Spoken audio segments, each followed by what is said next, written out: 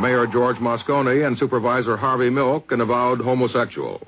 The evidence showed that White, unhappy because Moscone refused to give him back the job he had resigned, shot the mayor 4 times, reloaded his gun, and shot Milk 5 times. But the jury agreed with defense testimony that he was suffering a mental collapse, a verdict that could see White a free man within 5 years.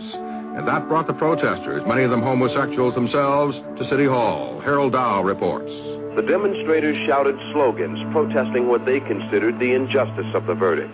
There were more than 4,000 of them. Tensions were high. They shouted and screamed and finally rioted, breaking windows in City Hall and surrounding buildings. They pounded on doors.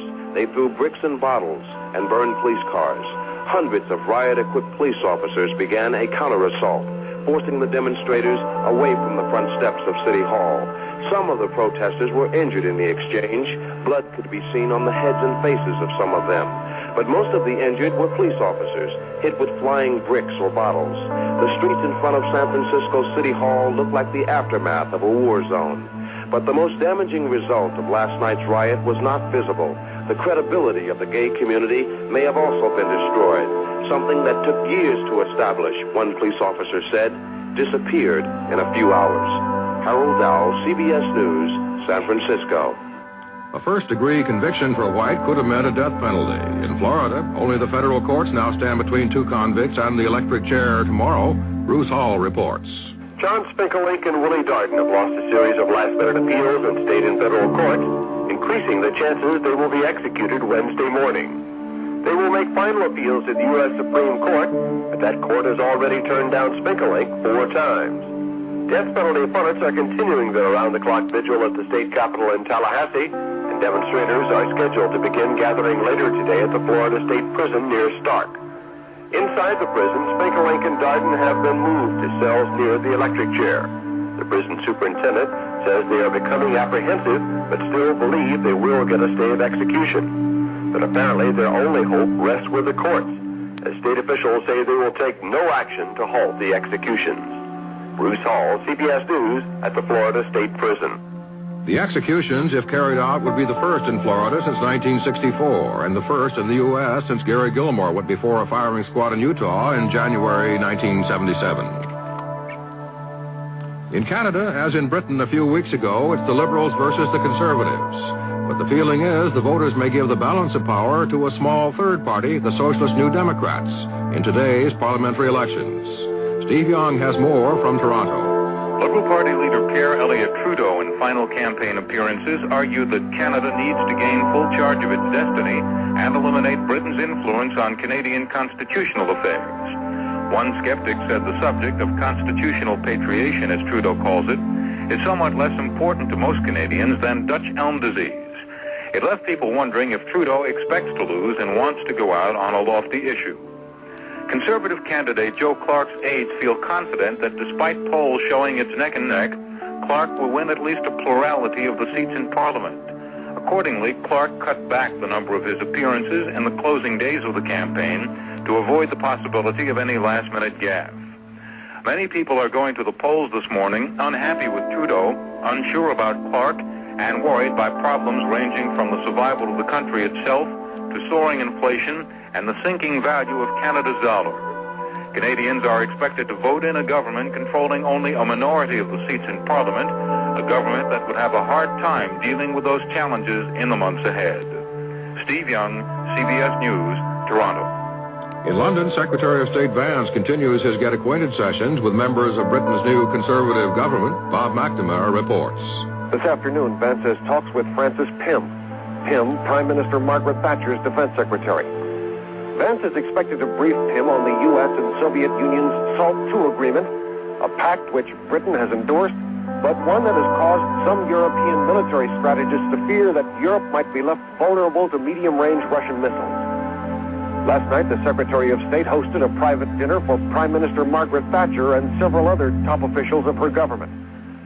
Earlier in the day, after long talks with Foreign Secretary Lord Carrington, Vance won assurances from Carrington that Britain would not rush to recognize the new government in Rhodesia, nor would it immediately lift economic sanctions against the country. And the pledge, in effect, will give the White House the first chance to make any major shift in policy towards Rhodesia. Bob McNamara, CBS News, London. Israel's Prime Minister Begin flew to London today for talks with Vance before he meets at the end of this week with Egyptian President Sadat. Begin, as he left Israel, disputing an Egyptian government statement that the Israeli-Egyptian border will remain closed even after the return this week of the Sinai desert town of El Arish. Begin saying the matter will be clarified when he meets with Sadat. And now the good news for once. It comes to us from Southern California and Terry Drinkwater in Los Angeles. California, the place where it all began, may be experiencing the beginning of the end of the current gas crisis. Yesterday, the lines were appreciably shorter, and today, an even day in the allocation program, officials predict shorter waits, perhaps 15 minutes, and in some places, no waits at all. The reasons? Slightly less driving, some fuel-conscious economical driving, deliveries to big stations of a little bit more fuel as state emergency supplies are released to the public. Then, too, the refiners, anticipating the White House decision for more gas to California next month, are speeding up their deliveries now. Attendants report less topping off. There's a tendency for motorists to plan ahead now, because more stations are posting their hours, though most all of the hours still remain limited. Newspaper, television, and radio stations aren't emphasizing the story as much. That also may have lessened the panic. But, said one editorialist this morning, we hope Californians have learned their lesson. The lines may be shorter, but the gas crisis isn't over. It never will be. Terry Drinkwater, CBS News, Los Angeles.